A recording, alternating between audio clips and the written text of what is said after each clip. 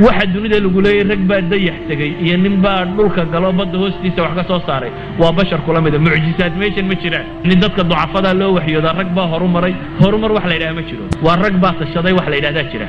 waad horumari kartaa waxa doontaad ka samayn kartaa misaal basiit arabsi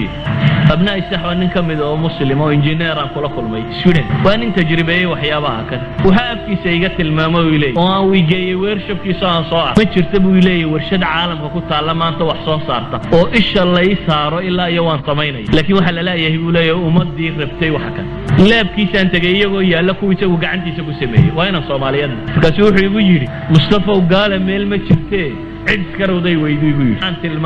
waxaan tilmaamaya dad ambition la jirin dad doonis la jirin qofka raba waxaan inuu gaadho uu gaadhaya ha dheeraata ha dhawaad waqtigu intuu doonayo ha qaato waad gaadhaysaa waxaad u guntato ee ilaahina uu tala saarato rumaysantayna Allah subhanahu wa ta'ala